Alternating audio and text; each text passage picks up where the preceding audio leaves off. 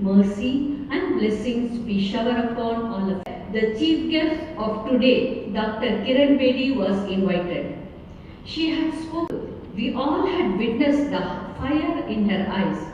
Her speech that day left every woman in this auditorium inspired. Thank you, ma'am. I now request the Secretary and Correspondent, Mr. Faizur Rahman Sahib.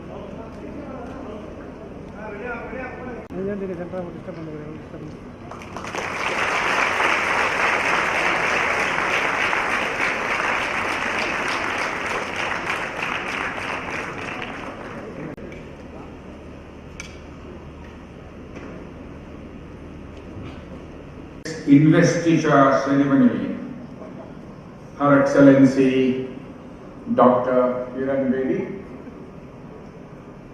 of the JBASC College. It's a matter of great Dr. Kiran Bedi, who has been a role model throughout so far, I would say, brief career, in the sense that she was the Director General of Police in Delhi, anti-corruption leader in the country, and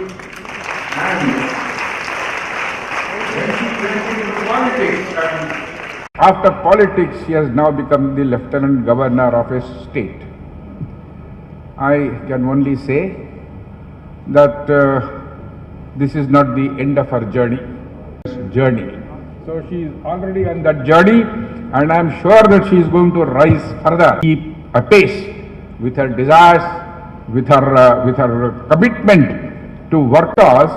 Anyone who wants to do something concrete, something true. That long ago, a famous Sanskrit poet, Bhartrhari, he put it beautifully, and this is what I would tell her also, that you may like to sort of use this as a slogan. He said, Jeevantu me shatrugadaha sadaiva esham prabhaveda vichakshanoham. Long live my enemies.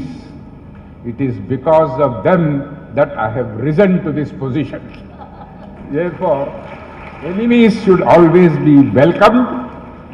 Those who criticize us, whether they criticize us rightly or wrongly, it does not matter, because it is their criticism which gives us the strength, the capacity to stand up, to rise and to fulfill our destiny. This is what Bhartrhari said, and I am sure this is what Dr. Kiran Bedi also believes in. And if she had not believed in, she would not have been today the Lieutenant Governor of a state here. Office today, and this will be done, I am sure, at the hands of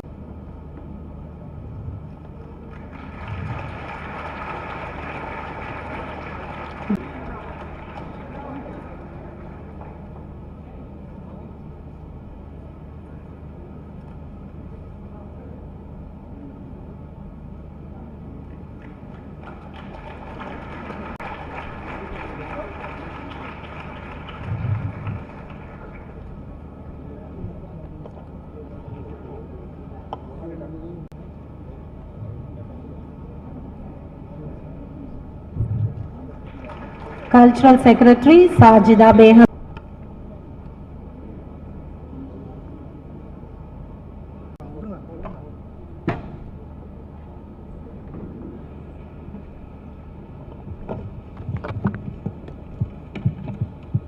So happy to see so many of you together, and you're all looking so beautiful. You're looking so graceful. This is the new face and the young new face of India, which is being groomed by Justice Bashir Ahmed Saeed College for Women.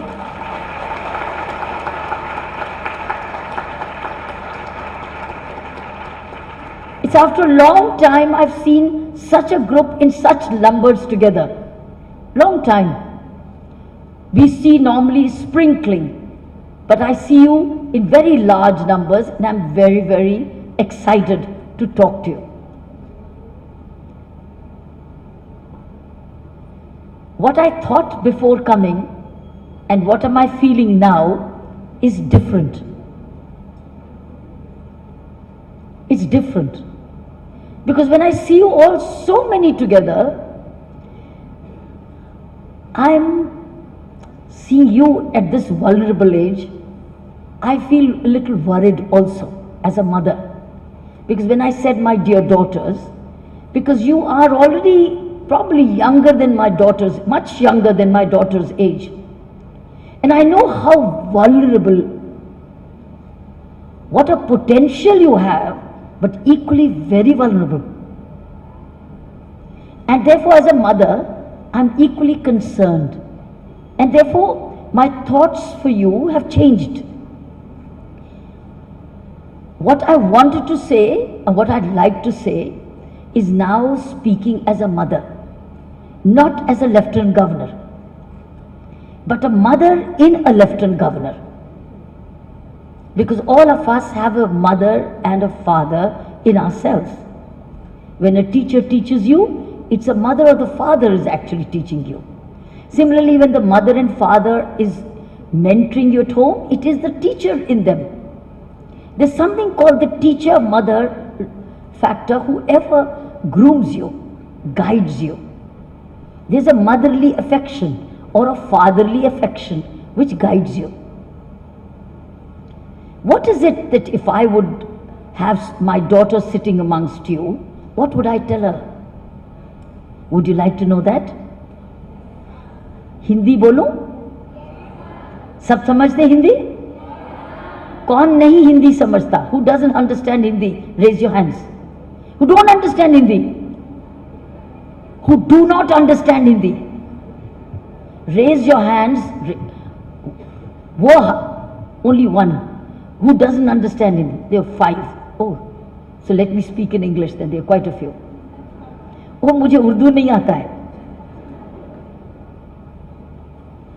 So what is it that I'd like to say? But English you all understand, of course.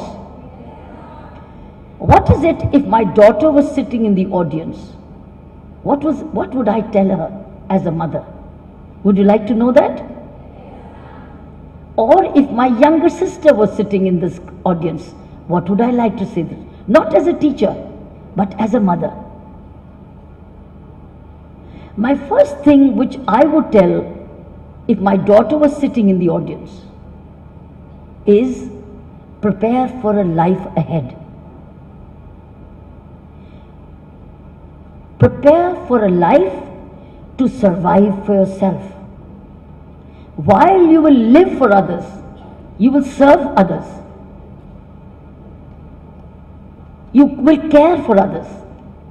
You first have to prepare for your own life. And that is exactly what Mr. Raza told me, that Justice Bashir Ahmed, when he started this institution 60 years ago, his mission was so that women could stand on their own feet and be self-reliant. That was his mission, which is why he created this exclusively women college. I'm told this is the second largest women's college in Chennai, after Maria Stella. One missionary to another missionary. That was his vision. How do women stand on their own feet? When I was growing up, we were 4 sisters.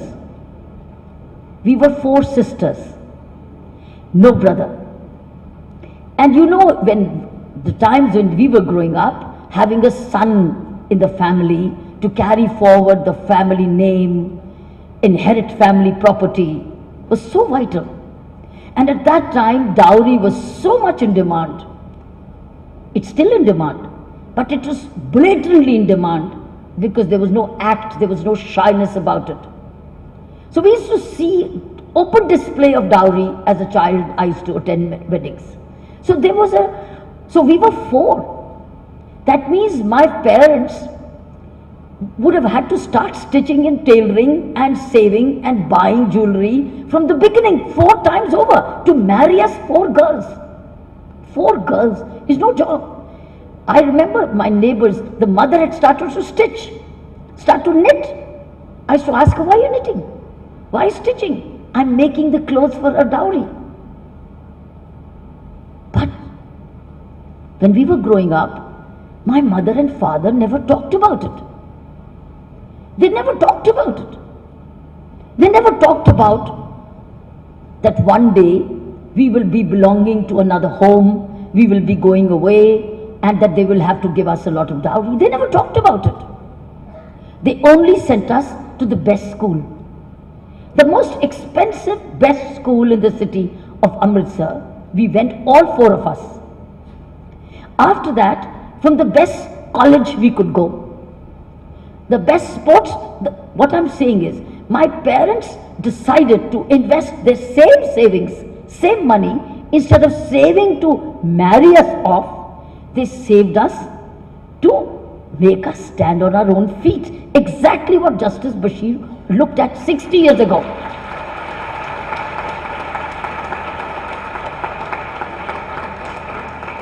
So, Justice Bashir and my father had the same vision. My father's vision also was, make my daughters stand independently on their own feet. Had he not thought of this and said, no, your 4 burdens on us, or your 4 daughters who've got to get married one day, they start to save, then they would have sent us to a school with a very small fees. They may not have sent us to a college very expensive. They would not have made us play tennis the way they did. They wouldn't have made us travel around the country. Even if we were traveling on sports concession, they would have saved even that money to save to marry us off. But this instead decided to invest that same money into our education. And they told us only one thing, that you will be independent. You will be interdependent, could be. You will have partners in life. You will have a family of your own. Life is about family. But you will first be the bread earner of the family. You are a woman, but that doesn't matter. You need to buy things for yourself. You want to eat the way you want to eat. You want to have your own home. You will be an equal bread earner. That's it. So we were looking forward to one day earning our bread, learning, doing a job. And of course, at some age later on, as life goes on, we've decided to start our own families. But it was zero dowry. Zero dowry. How dare my boyfriend, who was then I was friend with, dare ask me for a dowry? Dare.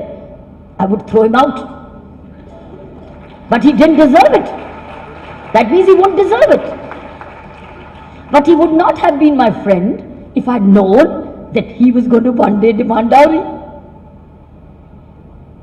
What I'm saying, my friend, my first message for you is, if my daughter is sitting with you, is grow up first to find out your own identity.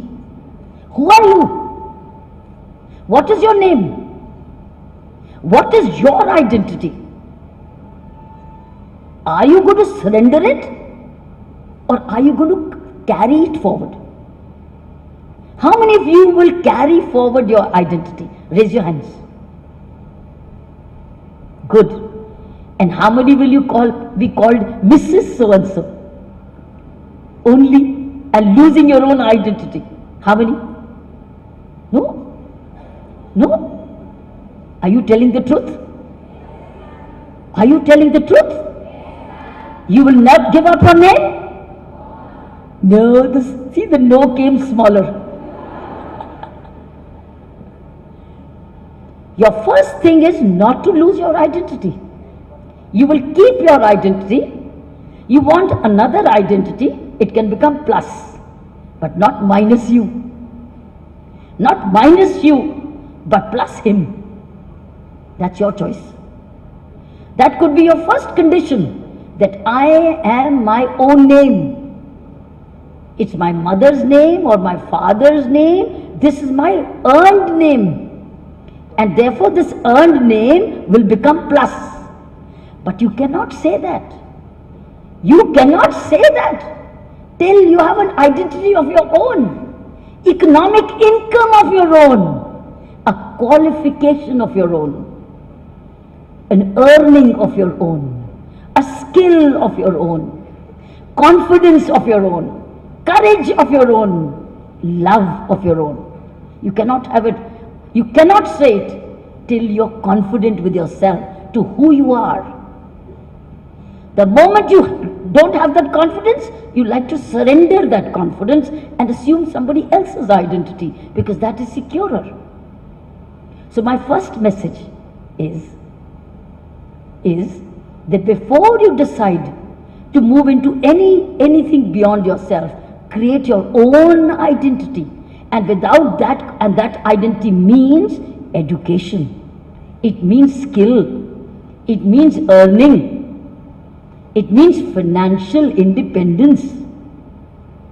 It means a bank account in your own name. It means a workplace of your own. It means a vision of your own home. It means self-reliant to which you can, and it also means that you have the capacity to even look after your aging parents. Even that. Even the capacity one day to be of value to your sisters and brothers in need. It means that you are a leader in your own society. It means no injustice to be tolerated. It means a lot of self-respect. Otherwise you will not say it. Otherwise you will immediately take over the other's identity. And it's safe. It's comfortable. But being your own identity means that you will take a lot of social pressures of all kinds. You may have a partner in life to share with you the challenges, but in the end you have to be prepared to take your own challenges. Have you understood what I said? Or you don't understand? Have you understood? Which means you must have a hunar in your stomach. Hunar. A skill. Hunar. Hunar is a Urdu word. You must have a skill. You may be earning before marriage or not earning before marriage. But in the time of need, you can immediately go to work. You have a hunar. You have a skill. You have a quality. And you have the confidence. I can do this. You may be a part-time worker, you may be a full-time worker, but you have a right to choose your working hour, earning skill, whatever you want, but that's your choice. You will never accept somebody else telling you, शादी करूँगा तब जब काम नहीं करोगे. No work, but only marriage. And only marriage means cooking, cleaning, children, social functions, marriage ceremonies, mother-in-law looking after, entertainment of guests, and lot of children.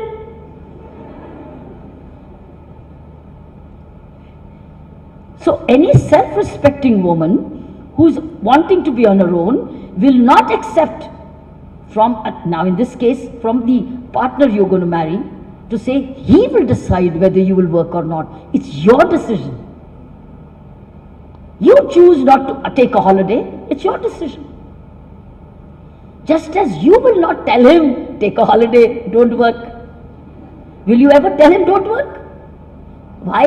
Because you want his earning. Isn't it? Why should he tell you? It's not because he wants your earning.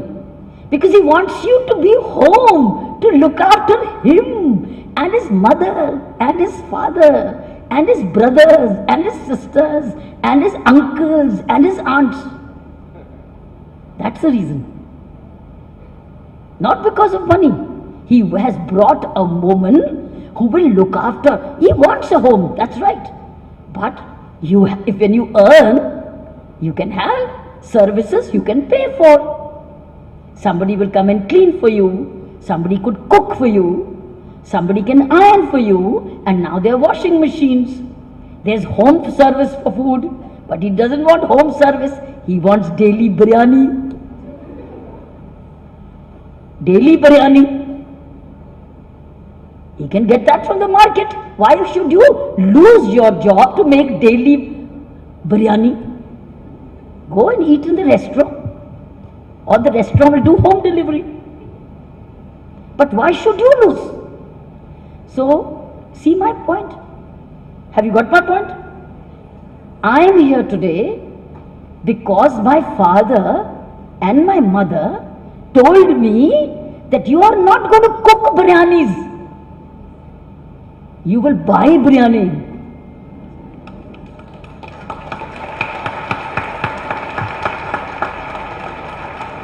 And you will enjoy biryani.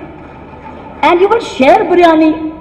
And you will pay for biryani. And you will even give a tip to the person who gives you the biryani. That's so life became so different. I have enough money in my pocket to buy anytime, any biryani I want. Why must I spend so much? If cooking is a hobby, if cooking is my art, I'll do it. But if it is not my art, why should I do it? If I like it, and I'm very good at it, but why must I do it every day? I can do it once in a while. But I do it every day because my shoher wants me. Or my in-laws demand it. So what I'm saying is, we all have to make our own choices. I'm trying to prepare you to be confident to make your choices. Have you understood so far? Now the third thing I'm going to tell you quickly. What I would have told my daughter. That during your education, from skill development to economic self-dependence, when you decide to settle down in your life, that's again your choice. It's parents and you, it's your choice that you decide to settle down in your life. Is when do you want to become a mother? It's very, very important. When do you want to become a mother? When the mother-in-law wants? When the grandmother wants? When the uncles want? When the great-grandmother wants? Or when the husband says, quickly, quickly, I want a son. You have to bear the child. You have to bring up the child. You have to decide when is your body ready? When are you psychologically ready? Because every child born means a woman has to relive her life till that person also gets married. Till that person gets married, he is or she is your responsibility. That means you are living his life or her life throughout. Even after marriage, the grandchildren will come. So third thing for a woman, if I would say, which changes your life completely. One thing which changes your life is not marriage. Marriage can come and go also. Marriage, if it is not working, you can say, thank you very much. I don't want to be remaining with you. You have a choice. Women have a choice. Just as men have a choice. Men have a choice, women have a choice. In India's democratic country with equal laws, you have a choice. So marriage alone doesn't change you. It does affect a woman's life hugely, no doubt about it. Socially it does. But what changes her forever is not only marriage, it is motherhood. Then you are stuck for life. You are dedicated for life. Therefore, you have to be most careful that because that relationship is not terminable. Marriage can be terminable. Mother-child relationship is not terminable because it's a strong mental, psychological, biological relationship. Because the child comes out of your womb. He's a part of your body. He's a part of your mind. He's a part of your entire internal system.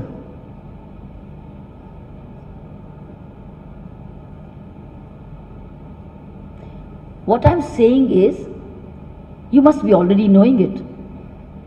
Yes? You must be already thinking about it. Yes or no? Yes or no? Yes. How much? Little, little? Substantially? Is it little or lots? Little or lots? Lots? Yes? I'm very happy to hear that. If it's lots, then India's future is bright. And if it's little, then we are still in the medieval age. Then we are still in the medieval age. With this kind of education, with this kind of environment, and with this environment of calling off persons like me, because I'm predictable what I'm going to tell you. I'm predictable that I'm going to tell you to stand on your feet. I'm going to tell you to decide for yourself. I'm going to tell you to be a master of your life. I'm going to tell you to be financially independent, psychologically independent, socially independent. I was going to, that's what they call persons like me, means this is the message they want to convey, and this is the theme of your college.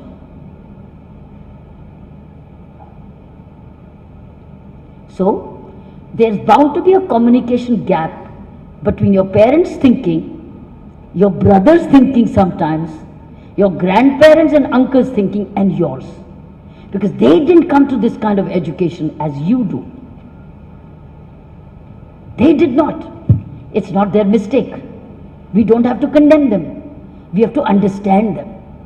But not give up. Because your life is your life.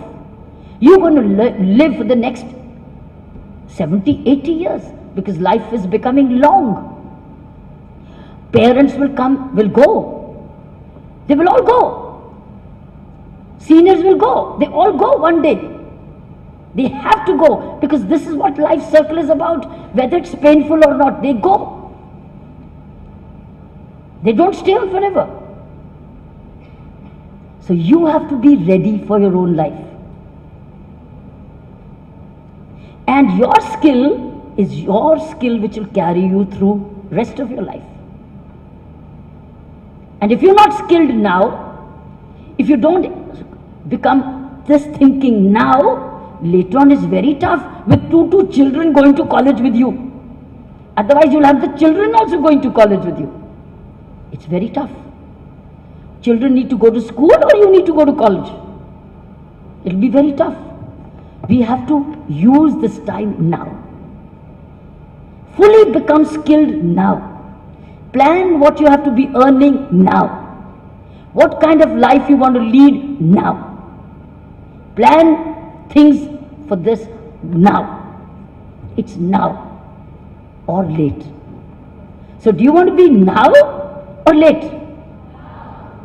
What did I say? What did you say? Now. I didn't hear it. Now? Now? Tomorrow? Now means now then. Now means lot of education, lot of skill, lot of sports. How many of you play games? Outdoor games? Outdoor games like boys do. How many? This is little. This is not much. When you play, you play. Let these whales fly. But you play. If you don't play now, you'll never play in your rest of your life. This is the time to play. It is the time to read. This is the time to educate. This is the time to be skilled. This is the time to be ready to earn. After that, you'll have responsibilities. And with responsibilities, it will be time shared. The time is now. When you grow up, you will have money, you will have energy, but no time that much. When you grow up, you may have money, you will have energy, but no time. It's only now you have time and energy. Later on, you will have no time, but you will have energy. So energy is now. Time is now. So time and energy is the best combination. You have the time because you have age on your side. And you have energy because you have young. So energy with time equal to skills and empowerment. But if with wasted time and wasted energy means completely behind time. You'll be behind time. And time will try and push you, and you'll be being pushed all along. You'll be late all the time. You want to be ahead of time? Then time is now. You want to be behind time? Then it's not now if you say tomorrow. And tomorrow never comes. It's said, tomorrow never comes. It's only today. So play now. Whatever games are available here, play. In the evening, play. Find a period to play. Let your hair fly. Let your clothes loosen. Let your veils get loose. You can tie them up again. But go and play. It is my playing which made me a champion. From the age of 9 and 8, from school time, I was playing every day. I used to beat the boys. When I used to play with boys. So sometimes they won, sometimes I won. So I keep doing the same thing. It doesn't matter to me. So my adversaries are not my enemies, they are my opponents. Because you play with an opponent.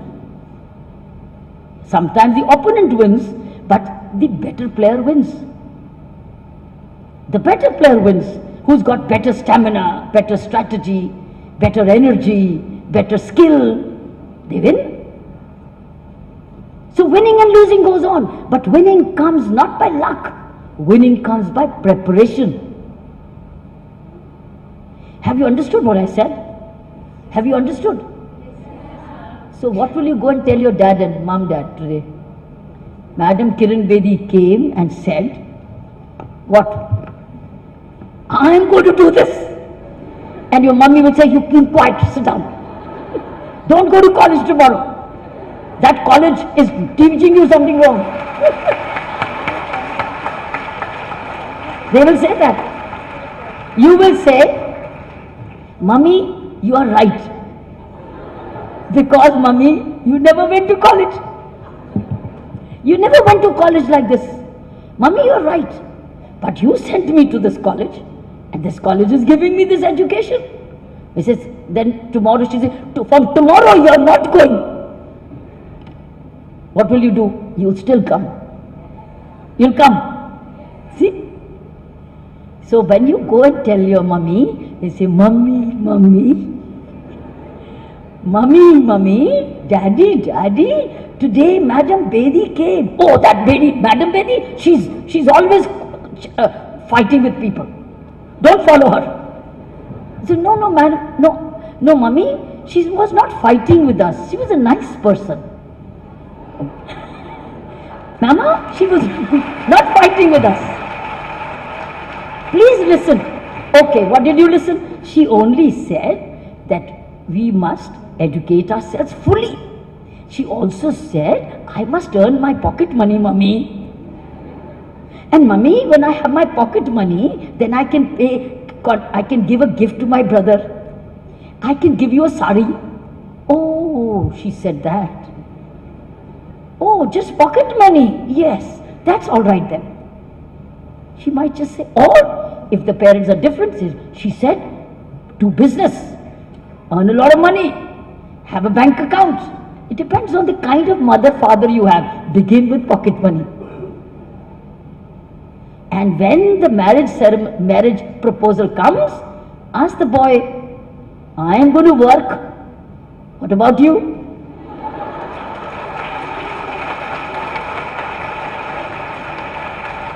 Are you okay with me? He'll say, yes, yes, okay. But we'll have a joint account. Oh, that's a nice idea. You can say, yes, we can have a joint account, but that joint account will be having your money, my money will be in my account. So I'll have a right to your money, but my money will be in my account. Then you see what he says. If he says, no, no, no, no, your money also in my account, then you say, no, no, no, no. You are not a good man. You can say, I was testing you. You're not a good man. Rejected.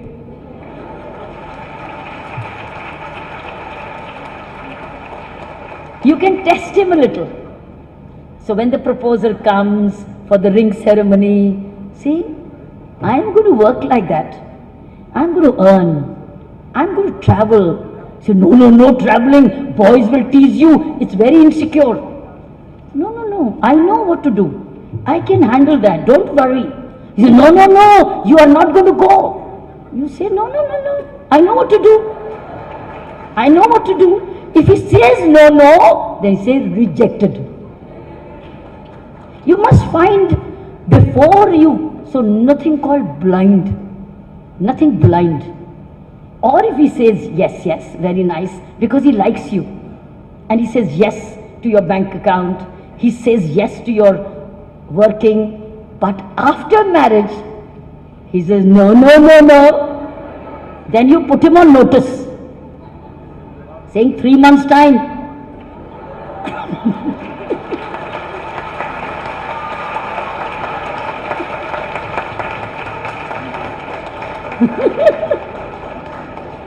That should be your secret. Don't tell your parents. Because if you tell them, then you're in trouble. You keep it at the back of your mind. I will watch him. I will watch him. If he takes away my money also, does not let me work also, he is not a good husband. He only wants biryani. I'm not here only for biryani. I'm here to share biryani. Not only bake biryani. So that is what you have to judge. And if he asks for anything, demands anything, saying no demand. Neither my from you nor from me. No demand. Whatever my parents want to give me is their choice. It will go into my bank account, not yours. That's your security which the parents may give you. Your security.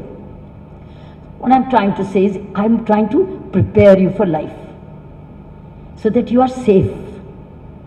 What does a mother want for a daughter? Safety, security, prosperity, happiness, good health. Isn't it? That's what a mother wants.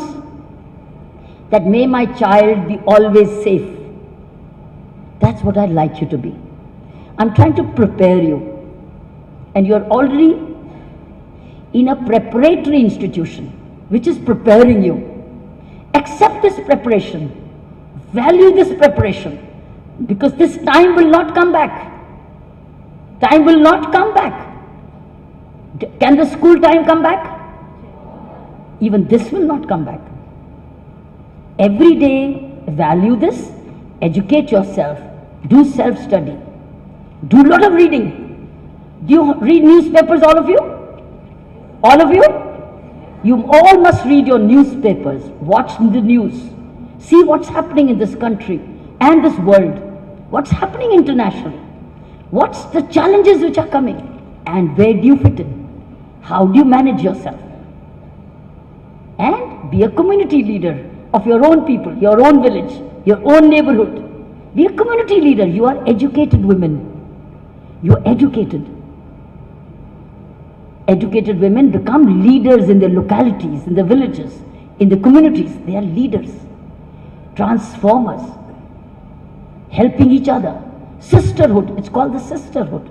You should form a sisterhood where you can speak for each other, support each other. It's called the sisterhood. You need to be sisterhood, a network of sisters. You are friends right now, but after a while, you should all be sisters. It's a sisterhood. If India creates this kind of sisterhood amongst girls, India will be totally different. You will be able to support each other, help each other, be there for each other in time of crisis, in time of need. Okay? Anything more? Have you understood what I said? Yes, will you remember what I said? Yes, it will only help you. You may not follow it, you may forget it, but in time of need it will come back to you.